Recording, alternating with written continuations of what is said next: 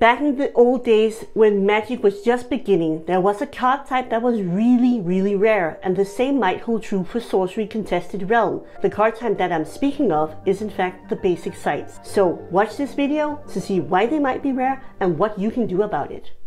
In a game of Sorcery, you are going to have two decks. You're going to have your Spellbook deck and you're going to have your Atlas deck.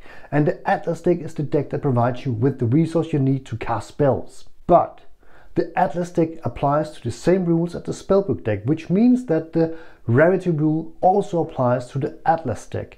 That means that you're only going to have 4 of the same ordinary Atlas cards in the deck. So you might have more ordinary cards, but you're only going to be allowed to have 4 of them. So unlike Magic, where you can have any number of basic lands, that does not go for Sorcery.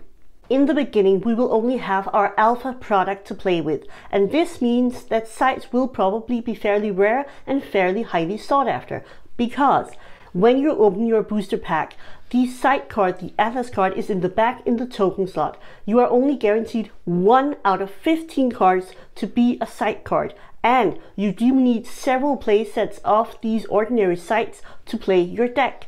So with that pull ratio out of the pack, they will be very scarce. And as players will probably want to have more than one deck, you could see players hogging multiple sites, and there probably in the beginning, while we're just playing alpha, won't be enough sites to go around. So they might maintain a lot of value, and especially as we go up in the rarity of the sites. One of the things further exacerbating this problem is the fact that due to the variance, you won't necessarily be pulling a full play set of the element type that you need. So again, in the beginning, we are going to be able to trade with our community and sell and buy cards if we want to play this. But we do have a solution coming up for you. If you are getting value out of this video, please consider liking and subscribing. It means a lot for the channel. Another thing further enhancing the problem with sites being available is that sites in itself is a great collector's item. They are stunning pieces of art. They are almost full art, there's very little text on them, and they look absolutely stunning. Sites come in all kinds of rarities, so of course the more rare sites are going to be even further difficult to get your hands on. The problem with sites might actually be a real one. There has been calculations saying that you need to open around maybe 2, maybe 3 entire boxes before you are going to have a play set and enough sites to actually play the game. But we have the solution for you. So one of the ways around this, which won't be a perfect solution, but might be one of the solutions, is to play with the dual sites. These dual sites, much like the dual lands in Magic the Gathering, can produce 2 different types of element resources for you to play in your deck.